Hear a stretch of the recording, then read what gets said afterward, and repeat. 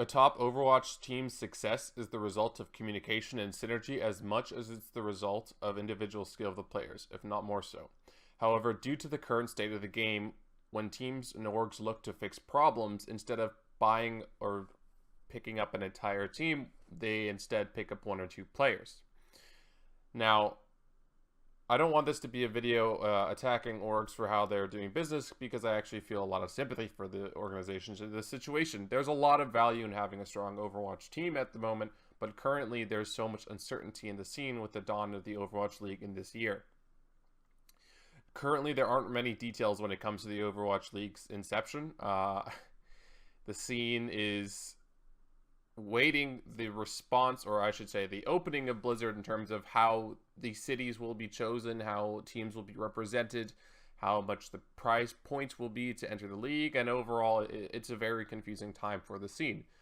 If you haven't already, I would educate yourself on the sort of situation where a recent rumor has come out that the cost of the Overwatch League spot for cities will be around $2 to $3 million per city, and then certain cities going up to about $15 million for LA, sort of the crown jewel.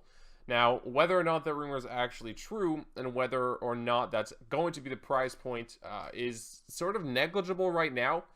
The issue is that it's causing the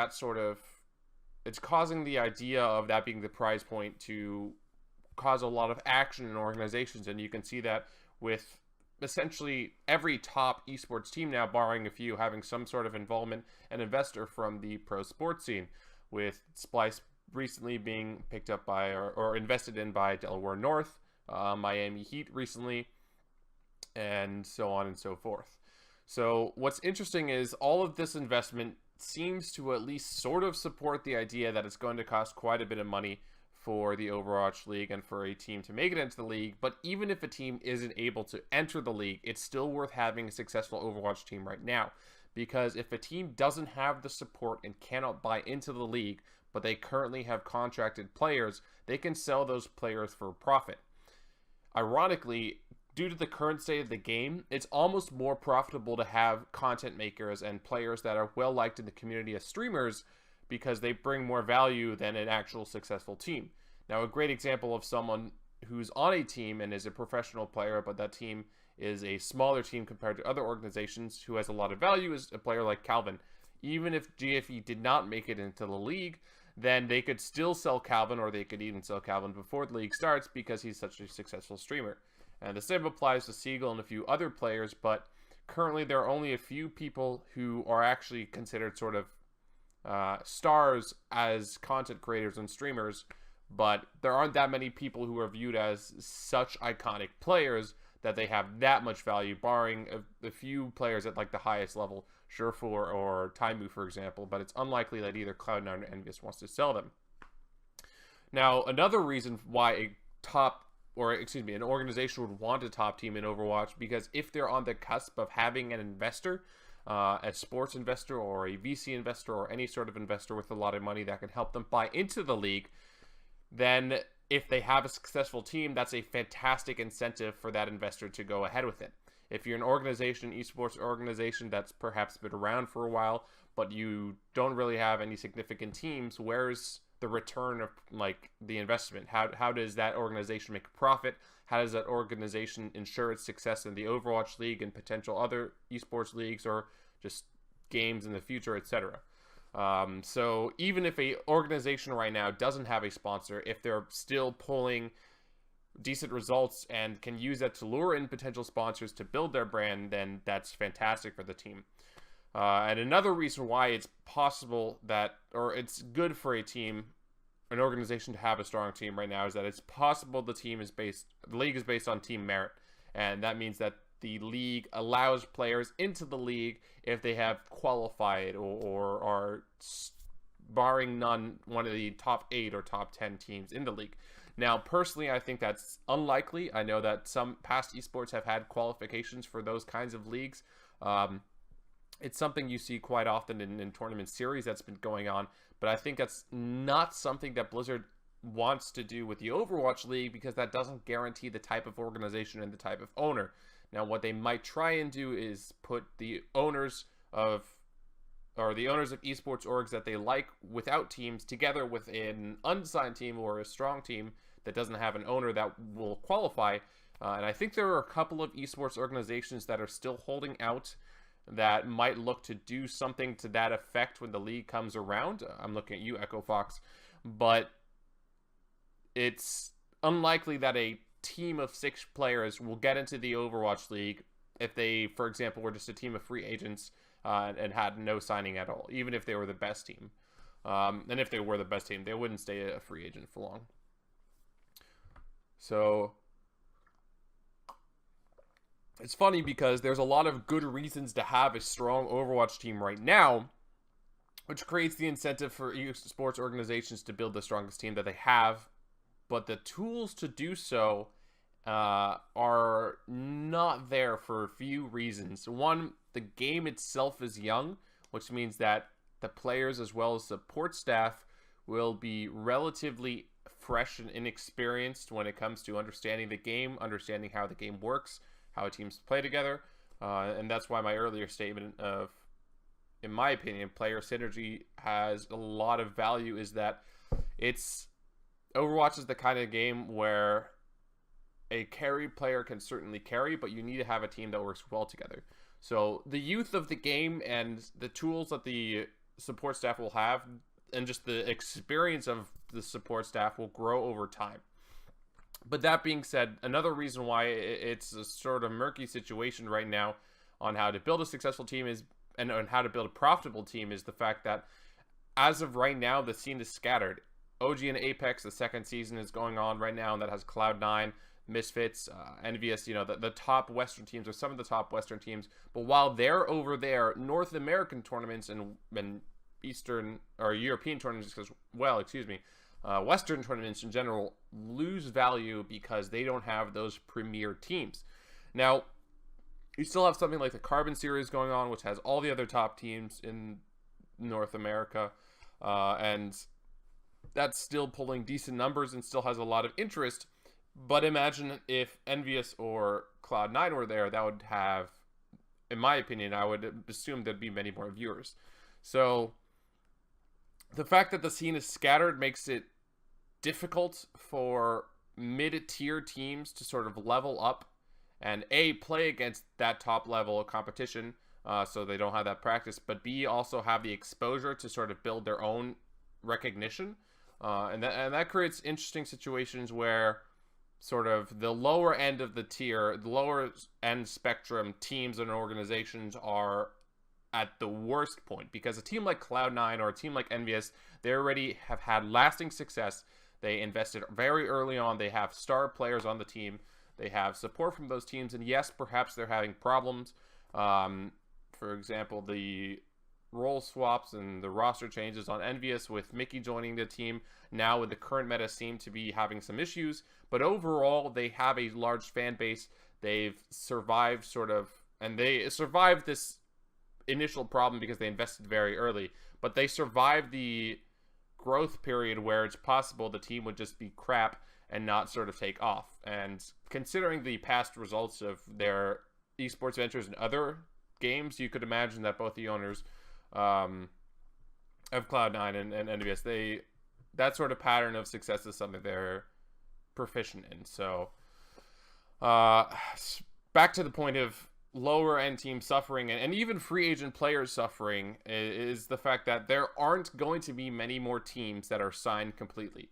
One of the most recent ones that's interesting to look at is Hammers Esports, which used to be Bird Noises, that was picked up and is now is LG Evil, and is debatably, at least in terms of Gosu Gamer rankings, the second best team in North America. Now, that team has been together for quite a bit longer than I think a lot of people realize, and that's one of the more interesting things about Overwatch, is that some of the most successful teams in recent memory, at least in the Western scene, have been due to sticking together as a unit for a very long time and working on their issues. One example is Bird Noises, which is now LG Evil, which has been around since early October, and the other one I think is very interesting that only had essentially one roster change, is Immortals, which was initially Sodipop, and was that free agent team for 3 months before Immortals picked them up. And in Immortals' first tournament, they kind of got crushed.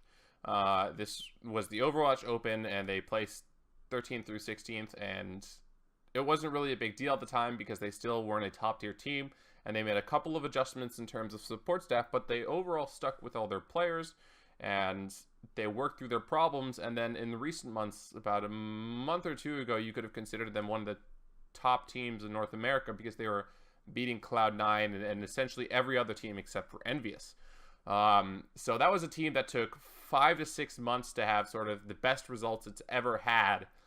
And instead of in those initial 3 to 4 months of trouble, dropping one of the players or dropping a couple of players and working on it, what Immortals did is they worked on their support staff, they changed a couple of things, and they supported their players, and they pushed through, and they eventually became a top-tier team. Now, I understand Immortals is having some recent trouble in the Carbon series, but they're still considered one of the best teams in North America, and they're still impressing a lot of people. You know, Agilities and Grim Reality, they have a lot of fans. Overall, the team is well regarded, and perhaps not profitable, but at least certainly has a force in the scene.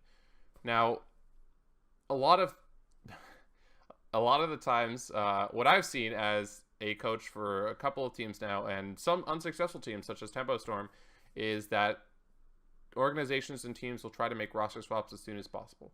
And this happens essentially at every team, and even at the highest level on certain teams. You see that with LG Loyal trying to make a couple of swaps around. And those swaps are to try to solve problems within the team. And sometimes those swaps are actually legitimately important and worthwhile. But to me, it seems as if there's a misunderstanding of what exactly makes an Overwatch team successful. And those swaps sort of reinforce that a lot of these orgs and a lot of these teams don't quite understand that. And what you see with these swaps is you see 1 or 2 problem children, 1 or 2 underperforming players swapped out, and perhaps 1 or 2 players from a free agent roster that have been doing really well, and those 2 players have shined the most, picked up and added to that team.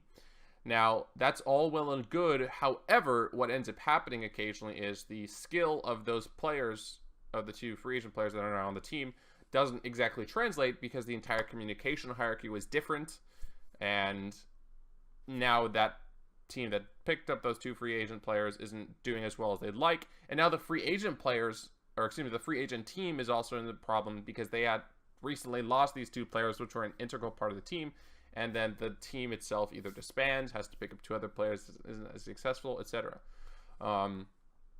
So ironically, it's dangerous now, or not dangerous, but risky for a free agent roster to be grown because the amount of esports organizations that still exist that will pick them up as 6 is very, very slim. The only, like I said, I think Echo Fox is one of the only teams that I have heard of, or organizations I could say, without a team, and that's not even building a team. So that's one of the orgs that might go ahead and pick up a team, but I doubt they're going to do it at this point since they haven't waited, or since they've waited so long for the launch of the league. And yeah, that just creates a giant problem where all of these free agents building teams can build good teams that are perhaps not the very best or competing at the highest level of the Western circuit, but at least taking games off of top teams and impressing and learning together and impressing fans as well as also the orgs they play against. And then what ends up happening is those players, 1 or 2 players from that team, are cannibalized, and the team itself is weaker. And because there isn't this communication and there isn't the synergy, then the success of the org that picked those free agents isn't there. So it's created a really interesting situation, especially considering the fact that Overwatch has been hyped as this up-and-coming esport. I know it's won Game of the Year awards, Esports of the Year awards. Personally, in my opinion, I enjoy watching it. I don't enjoy watching it as much as I know I could, given some changes, and I think we definitely will see those iterations and changes in the future. But it's not, to me, like the pinnacle of esports right now, and certainly the viewership reflects that as well, as there are more people watching individual streams of their favorite players as opposed to actually watching a tournament. So the esports hype of the game, it's not quite fulfilled yet. It hasn't lived up to that expectation. However, there are so many people playing the game, and there are so many people trying to compete and go pro. you saw essentially throughout the beginning of the game, and even now, people reference the fact that there is a role for everyone.